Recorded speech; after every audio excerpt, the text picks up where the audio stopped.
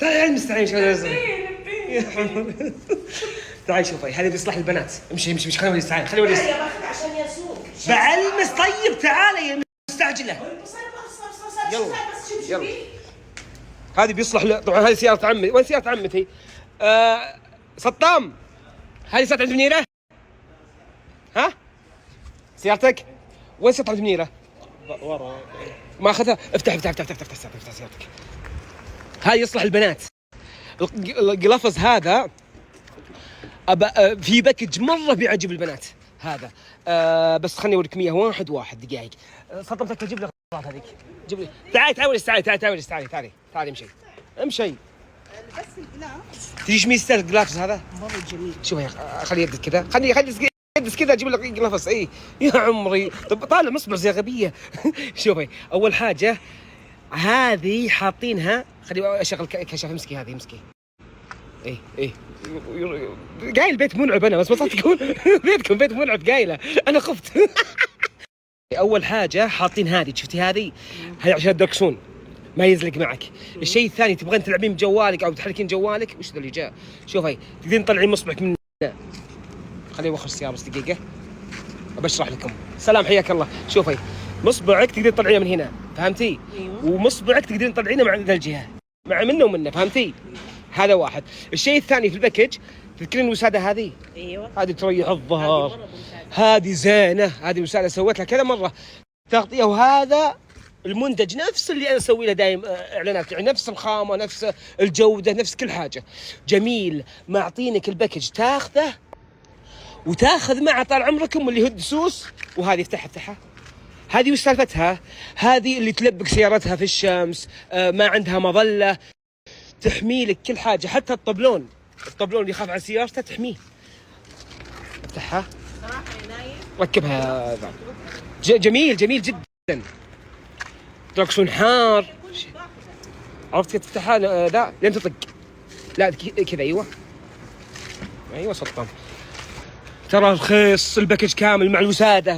رخيص مره. ومن سبق لبق. ركزوا من سبق لبق عليه.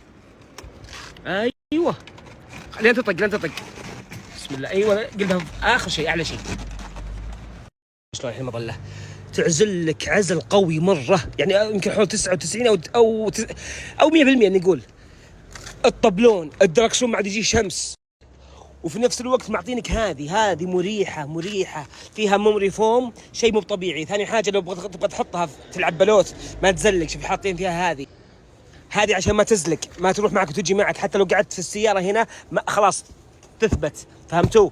ما تروح لا ما فيه. هذه زينه مره حتى لدوامك تلعب بلوت سيارتك. شوف شلون عازلتها.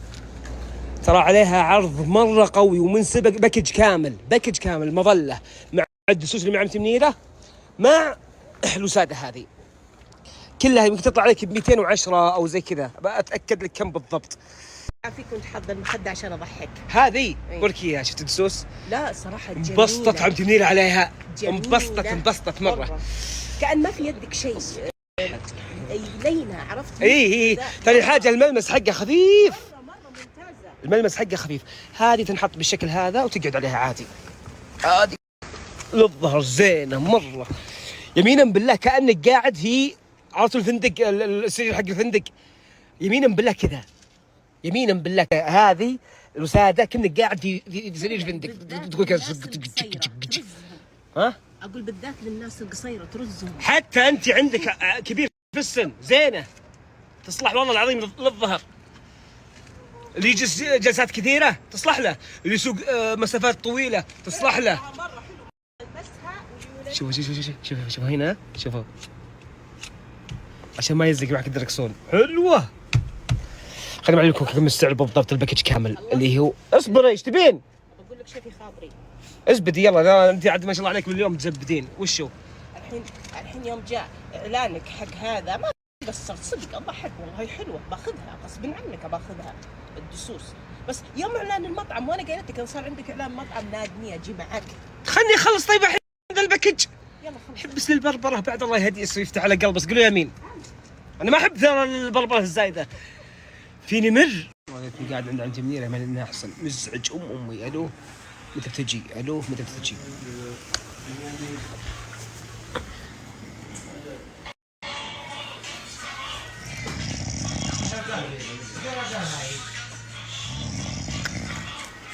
والله إن عمتي انها ابرك وبتنوم بعد تلحفه حانه. الله معليه يا اخوان، معليه كل ذول مستغربين. خليني اوريكم اخر الاشياء الجديده اللي صارت. نشغل الكشافات اول شيء. شوف ما مسحت هذه، شوف اهو، تحسوني في غابه صح؟ لا هذه طال عمركم هذه، بس الجهه هذيك ما لها دخل. هذه كلها الزرع اللي بيكون دار ما دار على الدكه، دار ما دار، روائح مو طبيعيه، اللي يدخل مع الباب الحين يشم شيء مو طبيعي اللي هي يجتمع مع بعض. بس انها بتنزل هنا بس عقب ما تتمدد، اللي هي حقت مرذاذ هذه شفتوها؟ هذه حقت تنقيط عشان خلاص تصير تسقي نفسها بنفسها. كيف؟ شيء مو طبيعي ها؟ وانت قاعد في الدكه تجيك ريحه كذا. انا كيف اشم عاد؟ خشي مايل. شوف لا ما عليك بيشم الجهه ذيك، بس الجهه ذيك بيجي فيه شوي غبار. مفاجأة ايش؟ حقت الدكه شيء مو طبيعي باذن الله. هذا طابخ، انت طابخ؟ الله يعيننا الله يعيننا. اليوم عاد ما منيش، كنت عند عمتي ما طبخت ولا شيء. يلا وش ذا؟ رز، كاب الرز. ايه هذا الوحيد اللي ما احبه يطبخ ولا يجي شيء.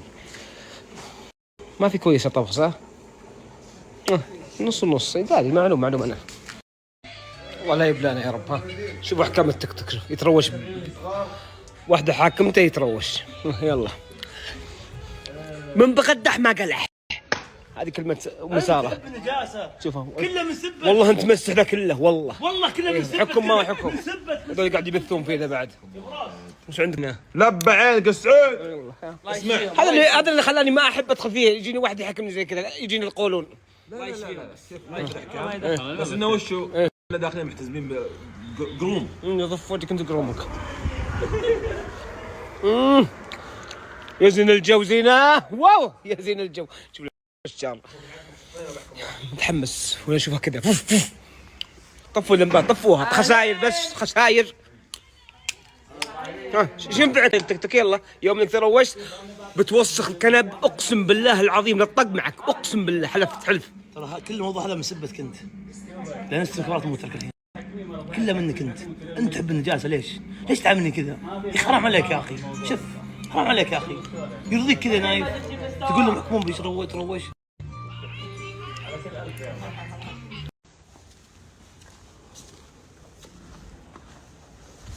هذه الدكة بلطناها كاملة، بدأت تبان ملامح الاستراحة الحين. شو البلاط اللي بركبه؟ كيف؟ طبعا القزاز بيركب ان شاء الله يمكن بكرة وبعد بكرة القزاز كامل. القزاز اللي فوق ركبناه ما شاء الله تبارك الرحمن، مبلطين فيه.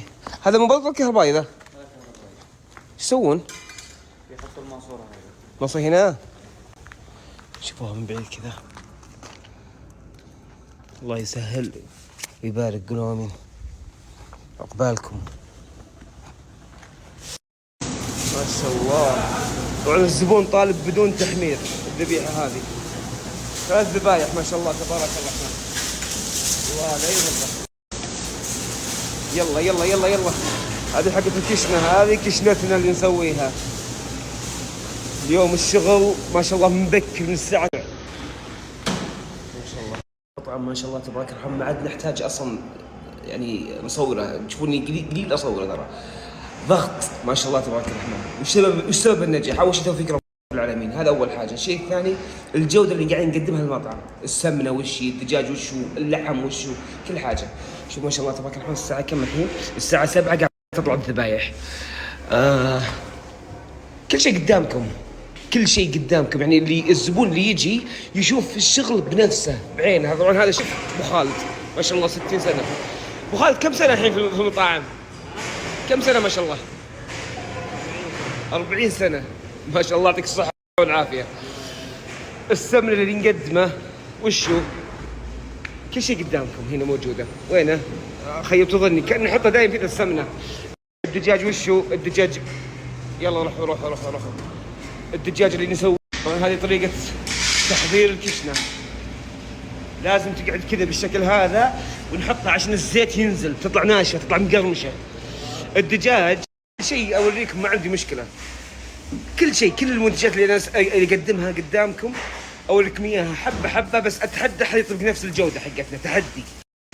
شوف عندنا الماجي، عندنا اللونة، السلطة اللي نقدمها هذه لونة نفس الحكاية، الفاصوليا، السمنة اللي اقدمها شوفوها هذه ناخذ بالكميات الكبيرة، هذه افضل شيء. طبعا في نوع ثاني من السمن لكنها ما اقدر اوفر بشكل يومي صلحة واحدة، لكن هذا اللي دايم اخذه انا. الرز عندي معتق ابو كاس 2017 وفي 2018، بس عندي شيف فضل رب العالمين اني اذا اللي ياكل عندنا يرجع مرة ومرتين وثلاث واربع وخمس. الجريش عندنا يحدسون فيه، تعرف معي كلمة يحدسون فيه. انا تفاجأت من شغلة واحدة، ان المطعم عندهم سناب حاطينه اوكي، ومشاهداته ما اقول لكم عاليه، بس انها وصلت فوق ال 200 مشاهده بدون ما انشره. بحطه بعد شوي. هذا ألذ جريش راح تذوقه في حياتك. طبعا نبيع حافظات ما عندنا مشكله. ما شاء الله تبارك الرحمن. عطني من الكشنه والمقلوبه شوفوها جاهزه، ها على نار هاديه. الله يسعد قلامين. هذه من نفس السمنه اللي قبل شوي. عطني بعد كشنه صغيره وجعلها هني وعافيه. هذا اللي ياكل جريش امه داعيت له، والشيف من هو رشاد، شيف الرز ابو خالد. اقول الله لا يخلينا، والله انتم سبب بعد الله في نجاح المطعم، والله الله يعطيكم العافيه. اخوان انتم، والله انكم اخوان. هذا سناب المطبخ اللي لقيته بالصدفه موجود. على العموم الاشياء اللي نقدمها، عندك ذبيحه تبغى تجيبها، عندك ربع ذبيحه، عندك نص ذبيحه، عندك 5 كيلو حاشي، عندك كيلوين حاشي، كيلو حاشي.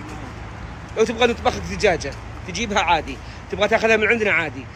تقول لا والله انا ما ابغى اجيب اللحم، ما ابغى اوجع راسي، ابغاكم تطبخوا لي 3 كيلو حاشي، بس ماني بجايب الحاشي. المطعم هذا هو شوفوه جبال الجزيره، والملحمه شوفوه ذيك قباله ملحمه نايف، نجيبها طال عمركم ركض، عليكم بالعافيه. انا حاط سناب الملحمه، عفوا سناب المطبخ اللي حاب يحجز، وفي نفس الوقت يطلع سلامه بحط الرقم للتواصل وطلباتكم وكلها اوامر. جايه المطعم قبل فتره تقول ميد المحاسب ابغى اذوق مقلوبه نايف. قال لها طيب في عندنا مقلوبه، نبيع مقلوبه، نبيع مضغوط، نبيع كل شيء جوا. قالت لا ابغاه يصلحها. متوحمه، تقول انا متوحمه. الله يسعدك طبعا، يعني كل بنت توحم بجي اطبخ. لا الله قول امين، الله يوفقك يا رب، ان شاء الله ما يجي شيء وليدك، لكن ان شاء الله باذن الله ان طبختها في المطبخ وعد وان شاء الله نهدين علي نطبخها، اني اخلي لك عجب تعال خذيها. لكن ان شاء الله افضي نفسي وعلى ذا الخشب اطبخها وتشوفينها في السناب ونصورها وتعالي خذيها. والله ان شاء الله يجعلها ان شاء الله بارا فيك، كان هو ولد او بنت.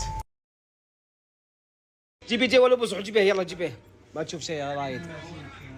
تو طلع المستشفى قبل شوي مسوي عمليه تكميم امس، ما تشوف شر ان شاء الله، ترى كلنا في الهواء سوا. وشو عاد ناوي اسوي نفس الرز الطوال ذا اللي كنا مكرونه، ناوي اسويه. والله ودي اعزمك بس عاد المره الجايه ان شاء الله، بعد سنه اليوم ان شاء الله نفس الرز بسوي. ناظره في سنابي، ناظره شمه في السناب كيف. الله يوفق. عاد والله جسمك حرام، والله ما تصلح، ما ينفع لك تكمل. والله يا ناس ان جسمه عادي ولا لا؟ هذا يبي له تكميم. هذا ابو غسان يبي له تكميم، هذا يبي له قبض معده. ما شاء الله تبارك الرحمن. الدكتور يوم شافك ما اخذت العبره اللي سووا له اخوك. مسك من سمبوسه من صلحها امك ولا رايد؟ اي انا من النوع اللي لازم اشيل ذي. صلحها قبل ما يكمم، ها؟ شو والله يهنيك والله يهنيك جميل جدا والله جميلة جدا. انت مصلحة والله ما توقعتها كذا. ترى احلى شيء اذا تعفطها كذا ثم تقول الجبن مصلحة الجبن والقهوة ها امك لازم نذوقها عند الوالدة امنا مع الشاهي. لا ما ابغى ايش كذا حلفت والله يهديها مكثرة جبن.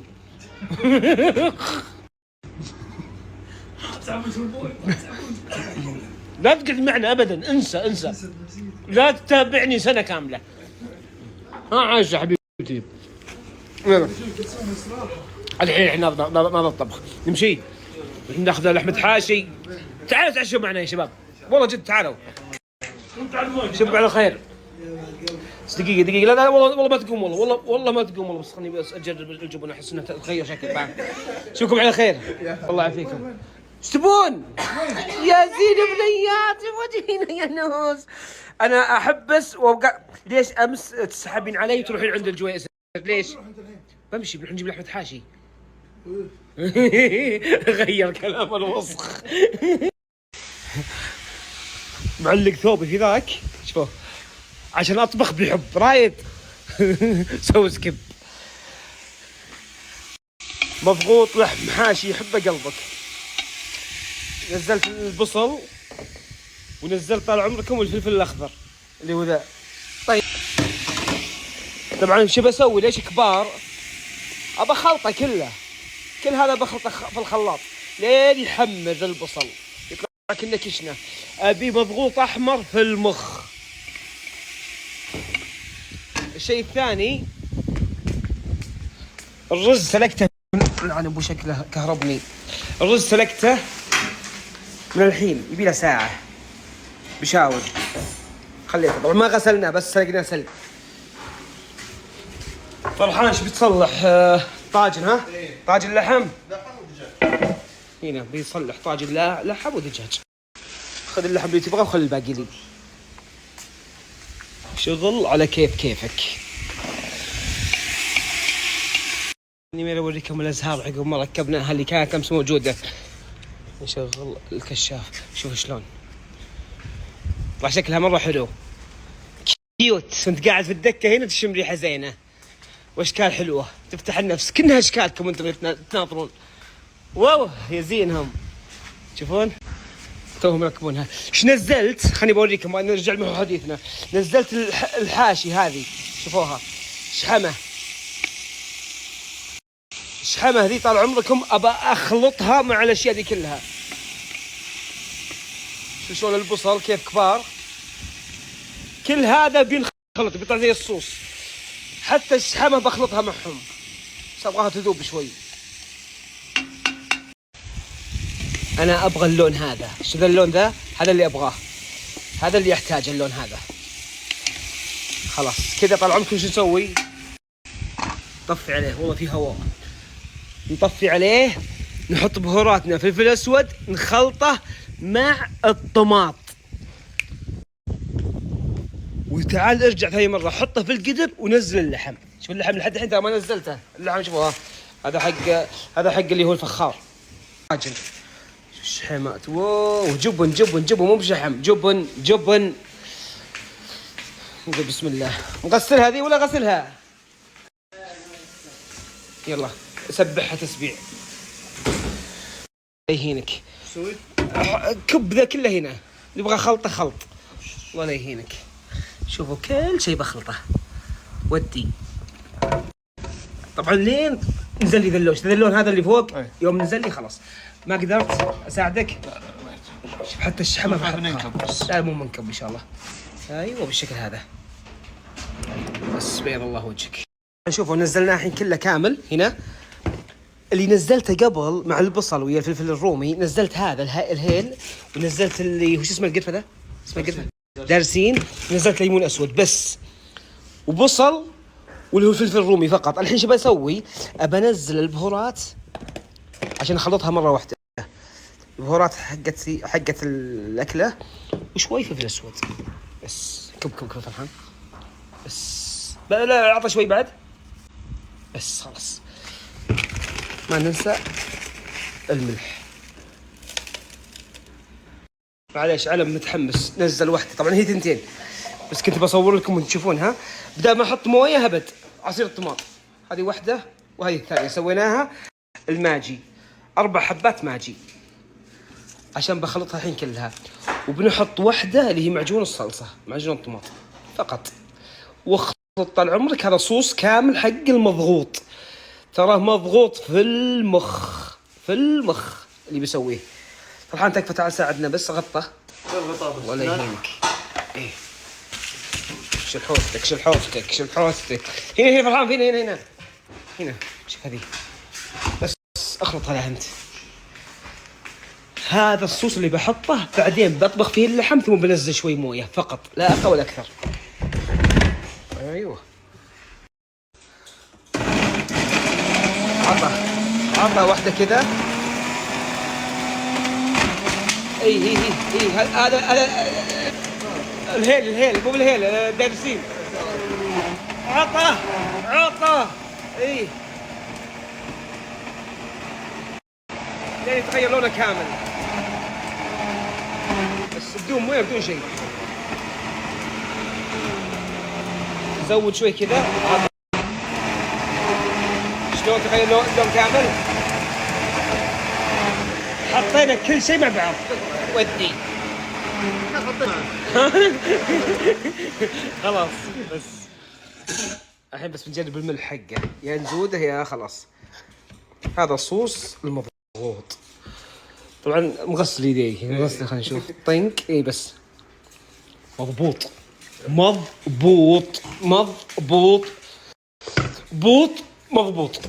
ودي تعال تكفى عسى بس ما طرش فيه الضاطور. ودي ازعجه. بسم الله. اي والله وجهك. هذا صوص المضغوط كامل. حتى هنا الباقي بنحط فيه مويه وبنكبه بنزعجه جوا. انتهينا. الحين بنزل اللحم يطبخ شيء بسيط، ثم بنزل بعد طال عمركم اللي هو المويه فقط. نقول بسم الله. شوف شلون الصوص. عبيته مويه؟ والله ما كثرت يا فرحان بس يلا عوافي. ودي ما عليك بوزله. الحين بنزل اللحم، نخلي اللحم يطبخ في الصوص هذا نفسه. بتطلع كبسه حمراء. الرز باذن الله طول مصبعي، مو بطول يعني اقل بشيء بسيط. غسل اللحم ولا محتاج؟ زينب بربسته خله كذا مغسول. طبعا انا الغسله الملحمه بس عاد يعني تخبر. بسم الله. ايوه انا شفتوا هذه لازم تزيدون مويه. شو البقبقه كذا عادي ما عندكم مشكله، بس قصوا عليه شوي بسيط. ابغى اللحم يتعرق في الصوص هذا نفسه. احط ايه القطع الكبار بالشكل هذا. ينطبخ طال عمركم 25 دقيقه.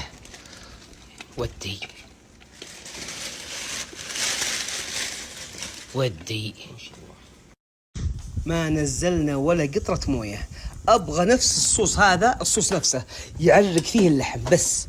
ذي خلها على جنب. بسكره 5 دقائق 4 دقائق بس بدون ما تقفله بالشكل هذا. خلاه يعرق يكتم عليه بس بالشكل هذا. اذا تغير لون اللحم نزل المويه وخلها طال عمركم 25 دقيقه. مضغوط بعد 25 دقيقة الرز بس انتهى على طول. انتهى منه وفيه انتهى. قعد له حوالي 7 دقائق. اللحم بدا لونه يتغير. الحين بنزل المويه. انا احتاج ان اللحم نفسه يعرق على الصوص زياده عشان الدسم حق اللحم ينزل في الصوص ويدسم الصوص. يطلع لين حطيت الرز تطلع الحبه على طولها من الدسم اللي فيه. بسم الله. الحين طبعا لكم على نار عاليه. خلاص لا توزن الملح ولا توزن اي شيء الا عقب ما يستوي اللحم استواء كامل. خلاص كذا اوكي. عطه وقفل عليه 25 دقيقة.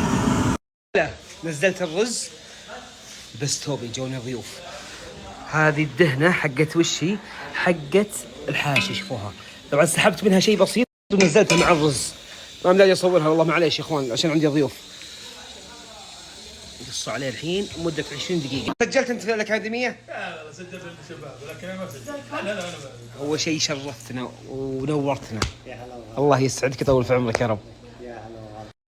شوفك بس في الجوالات، ما شفتك الا على الطبيعي الا اليوم. انت ويا مشعل، الله يوفقك يا ابو ناصر. هاي مشعل، تراك احسن مني في الانجليزي انت تدري. Well, of course, because you don't know the English that well yet. ما شاء الله تبارك الرحمن. وش يقول؟ ترى ما فهمت. That you don't know English. لا وش بالعربي؟ وش يقول بالعربي؟ انا ما اعرف. ما شاء الله كلهم في التيته. هذا اللي فسر الماء بالماء. ما شاء الله تبارك الله، الله لا يضركم، قولوا امين. والله اني لو قعدت في مكان واشوفهم يتكلمون كذا في مطعم، والله اني بشغل وبمشي حتى لو معي مترجم. اسبوعين تعلم تعجبك الجلسه. تو شوي وعد العيال، وعد الجويسر ووعد الفطيره، يقول اللي بيسجل 3 شهور باذن الله بيطلع يمكن يمكن مو لا مش على أفضل قفلين أفضل. تاخذ مكان. انا اسف حقك علي. تسحب البصار. الله يوفقه. ابو ناصر بيعطينا نبذه بسيطه وش الموضوع وش السالفه يا نايف. ابو ناصر عنده اكاديميه حقت انجليزي، مركز تفاصيل للتدريب. جميل. مركز مهتم باللغه الانجليزيه وفي 6 لغات ثانيه، لكن دائما نركز احنا على اللغه الانجليزيه بحكم احتياجها بسوق العمل للطلاب، خاصه مرحله المتوسط والثانوي، نأهل الطالب قبل الجامعه.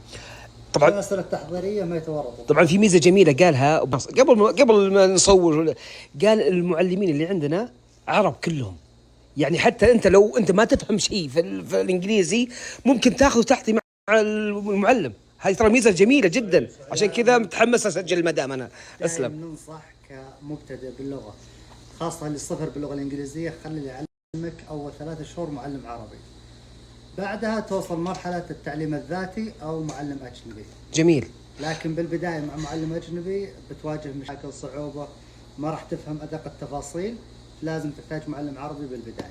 يعني الفكره يقول لك لو انت دخلت مع واحد اجنبي شلون وانت ميح مره انجليزي بتتوهق انت وياه، اصلا هو بعد نفسه بتروح مسبده المعلم. بس اي والله من جد ابو الجازي، بس لا اللي عندكم كلهم عرب. هنا تعال والله العظيم مني ودي ما شاء الله تبارك الرحمن، الله لا يضركم اول شيء، واذكروا الله عليهم، اثنينهم في التيتا انجليزي. الاعمار عندكم كم تبدا؟ دائما ننصح اولياء الامور طفلك من 2 إلى 6 هنا تعال والله العظيم مني ودي ما شاء الله تبارك الرحمن، الله لا يضركم اول شيء، واذكروا الله عليهم، اثنينهم في التيتا انجليزي. الاعمار عندكم كم تبدا؟ دائما ننصح اولياء الامور طفلك من 2 إلى 6 سنوات خليه يتعلم عن طريق افلام كرتون. افلام كرتون. شغل له افلام كرتون انجليزيه ايه يتعلم. مثل عطنا افلام. كم لك سنه؟ Okay, I'm gonna give you some cartoon TV shows that are amazing. Ben 10, The Garfield ما شاء Show, الله تبارك الرحمن. Fairy Godparents, and what else? هذه افضل افلام كرتون في الاطفال. يعني هو قاعد يقول افلام كرتون. إيه. والله ما ادري ترى، انا خفت انه يحش في الموضوع يحش فيني. إلى 6 سنوات. ايه وانت شو تقول؟ Ben 10 is the best one. I would recommend for older to 13 to 16. I would recommend they watch series, not cartoons. طبعا لا إيه ترجم لا تفشل اللي عندهم. الكبار ينصح بالمسلسلات. الكبار مسلسلات. ليش المسلسلات؟ عشان نفس الشخص يتكرر عليك 3-4 مرات، السيناريو معروف، الاحداث متكرره، فتفهم السالفه حتى لو ما معك لغه. يعني خلاص يتكرر عليك الشخص. قصدك الصغار اللي من 2 وطالع افلام كرتون. أي. اللي اكبر منهم اللي هم مسلسلات عشان يفهمون. كذلك الدورات عندنا من 7 سنوات الى 11 سنه، هذه في كورسات خاصه للاطفال. خاصه لهم. من 11 سنه وطالع في شهر، في شهرين، في 3 شهور، لكن دائما ننصح بالدبلوم. ميزته 3 شهور من الصفر للاحتراف. من الصفر للاحتراف 3 شهور؟ 3 شهور ب 2000 ريال، حاليا عليها خصم 999. الدبلوم. دبلوم لغه انجليزيه معتمد لوزاره التعليم، تسدد كاش او اقساط.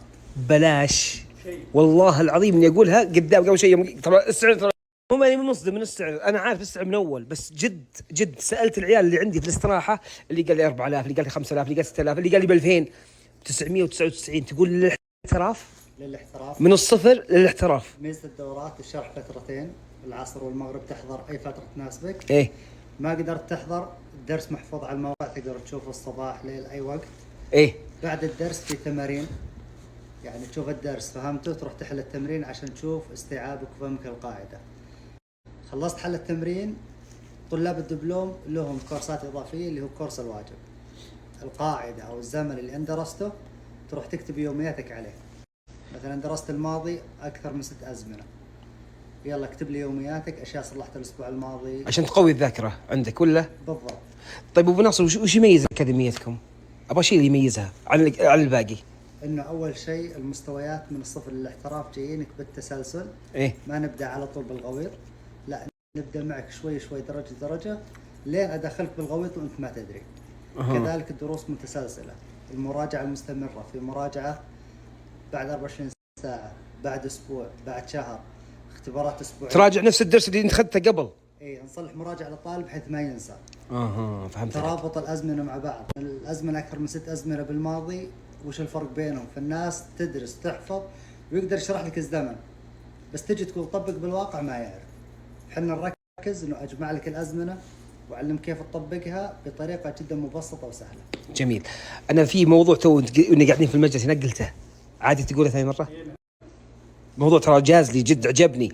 ترى قعدنا مع شوي قبل شوي في المجلس، وقعد يعطيني اشياء سواليف صدق ابغى ودي انهم يستفيدون مثل ما استفدت انا. اقولها اللي انت قلت في بعض الناس يشوفون المسلسلات او الافلام ياخذون كلمات يمارسها في اليوم في يومياته، قالها لحد ثاني، يعني واحد ثاني انجليزي تلقاه يتضايق منه. ايه البعض يقول لك تعلم عن طريق الافلام. طيب انا حفظت جمله من فيلم، ايه مثلا كلمه ماست، يجب ماست. عليك. ايه في الفيلم يكتب لك يجب عليك، انت تروح تقول للوالده ولا تقول مثلا عند عائله انت ساكن عندهم you must clean my clothes، انت اعطيتها امر مع انه انت بحسن نيه. ايه فعيب انك تعطي امر احد اكبر منك او صح. احد انت عايش منه، فلازم تقول يو شود من الادب والاحترام. في كلمه ماست احيانا تكون في تاتش بينك وبين العائله، يتضايق قصدك الشخص الثاني اللي يستقبلها وانت قايله بحسن نيه. عشان كذا بالافلام يو ماست ويو شود نفس الترجمه، يجب عليك. يجب عليك. لا حفظتها ما تدري شو الفرق بينهن، فينا نقول لازم المعلم يشرح لك الفرق بينهم. فهمت كذلك عليك. في قاعدات ثانيه مثل will go into، will go into كلها نفس المعنى، انا سوف اذهب، بس لو استخدمت معك will قرار انت اخذته معناه صرفتك. في اللي قدامك راح يعرف انك جالس تتصرفه مع انك انت لا قناعتك شيء ثاني. فالازمنه جدا حساسه، عشان ما تطيح بالمشكله لازم تدرسها بطريقه احترافيه. جميل. انا بسألك سؤال، انا اتكلم هنا في الوثنان اللي قدامك الحين، اقسم بالله اتكلم جد، ميح ميح ميح ميح، يعني والله العظيم اني انا اسافر اني امشي بالمترجم، والله فرضا اني انا تحمست وسجلت عندك، صدق اتكلم جد، مو عشان اكاديمي. يعني وش بصير؟ يعني لو اقدر اسافر فرضا نقول امريكا، بسافر لندن. طيب خلنا نعطيك اياها على مجالك بالضبط. ايه انا ميح مره. اول شهر جمع المقادير، نعطيك كلمات، افعال، حروف، ضمائر، جمعنا المقادير. الشهر الثاني الطبخ، اعلمك شلون تطبخ. الشهر الثاني اجيب لك الافعال اللي انت درستها والجمل والاشياء هذه، يلا الان كون لي جمل على اشياء صلحتها بالماضي، بالمضارع، بالمستقبل، كيف تبني خططك المستقبليه، وش الفرق بين ازمنه الماضي، هذه راح تدرسها بالمستوى الثاني. المستوى الثالث راح تتعلم طبخه احترافيه، الحلا مثل الاشياء ذي. في المستوى الثالث راح تتعلم النفي، كيف تسال اللي قدامك، كيف تجمع الزمنين بالماضي، حدثين بالماضي لازم تستخدم زمن وزمن، ما تجيب الحدثين من زمن واحد. فهذه كلها راح تتعلمها ب3 شهور من الصفر للاحتراف ان شاء الله. الله يبيض وجهك ويوفقكم. شكرا. محمد معليش سم. ترى ما تكلم، تراهم يشتغلون على العامل النفسي. العامل النفسي ليش؟ نعم. الاشياء اللي تطور الذاكره، اللي يقول عندي احفظ وانسى، او ادخل معاهد وأكون نفسي حمك الله. كون نفسي فترة بسيطة ثم إذا تركت أنسى. احنا نعطيك خطة واضحة تمشي عليه 3 شهور بحيث أي شيء تحفظه يرسخ ببالك. ما المقصد إنه أحفظ وخلاص. الحين الدبلوم لو خذيته 3 شهور اخذ شهاده معتمده من عندكم ها؟ وزارة التعليم برسوم إضافية الشهادة. جميل، الله يوفقكم. بنحط الرابط اللي بيسجل. طبعا هي فتره محدوده 999 فتره محدوده ولا 5 أيام فقط مدة العرض. 5 ايام المده العرض اللي 900 ثم ترجع ل 2000 وكم؟ ب 2000 ريال قيمتها، بس يستخدمون كذا الخصم نايف. بالعربي ها؟ إيه على جميع الدورات خصم 50%. يقول لك حتى لو كنت انت في الكويت، في دبي، في الامارات، تبغى في اي شيء ها؟ عن طريق جوالك تطبيق، وميزته يعطيك تنبيه قبل الدرس عشان حتى لو نسيت ننبهك. ايه فالتطبيق فيه كل شيء. الله يوفقكم يا رب ان شاء الله. بنحط صوره ثابته ارفع الشاشه وبنحط كل حاجه يخص الدوره اللي بيسجل. اهم شيء الكود نايف عشان تطلع لك 999 ولا تراك بتدفع 2000. الله يوفقكم يا رب. انا ان شاء الله ابغى بس مستوى مشعل ويا ايش اسمك؟ ماجد. وابغى مستواهم راضي، ما ابغى اتطور اكثر من كذا.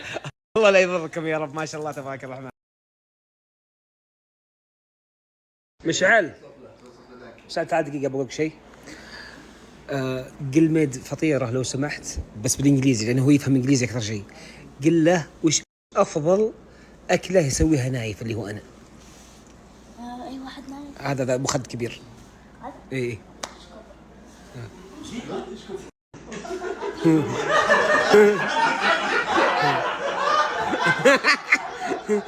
يلا قل له. That you ever cooked? Huh? What's your favorite food that you ever cooked? Huh? What's your favorite food that you ever cooked? Food.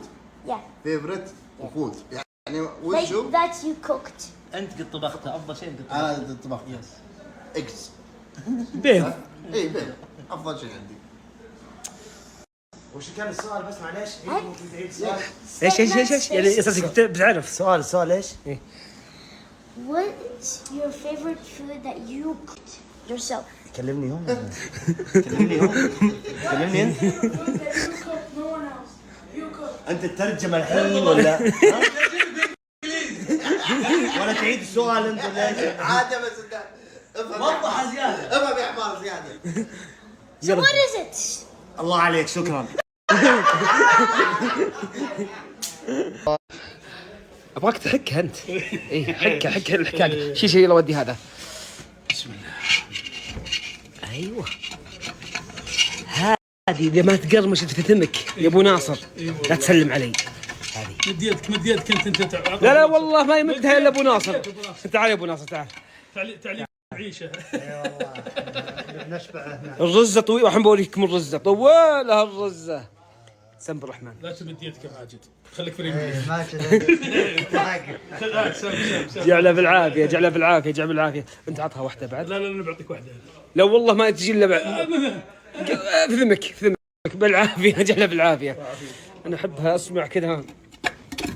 ما اعطيته مشعل. عادي اليوم بس اكل ايس كريم. ابي ايس كريم. طب تعال هذا احلى من الايس كريم ذا. هذا احسن من الايس كريم. قل بس صح. شلون؟ يا مال العافيه.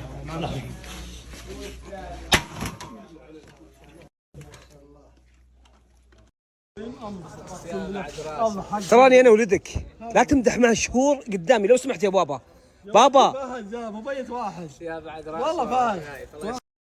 والله غرت ترى صدق غرت. والله على راسي انت ولدي وعلى راسي بس فهد خير يا بعد عمره والله. يا سبحان الله غيره. اي والله غير والغير مهما كان بس شوف تكفى فهد الجايه تكفى فهد. الجايه نبغاها في البيت ونبغاها مقرم معك. مقرن تزوج ما عاد يطلع خلاص. اي والله ما عنده فاضيين الحين مقرن. هي صدق معيثن عليه. اي معي عليه خلاص يبي له 6 شهور صدق ومن بعده خلاص. لا معي عليه. ايه لا تفزع. تغار لازم. اغاروا عليها من ابيها وامها وخالتها تهاني. لا حق كاظم الساهر. طيب ايش تقول عن هذا عشان ما اغار مره زياده. عبد الله العلي. نعم حالك يا الله يرفع قدرك. بس غلط هذا اكثر من عبد الله يعني. والله فهد بصراحه غلط والله انا الحبه ما قتل. ما غلطت والله. كذا حد فعل يا ولدي لا ابد خذ راحتك. بس فهد ما قلنا لهم معزه خاصه. ما اقول شيء ما اقول شيء. انا يهمني حبك بس. ابي حبك معي يكبر.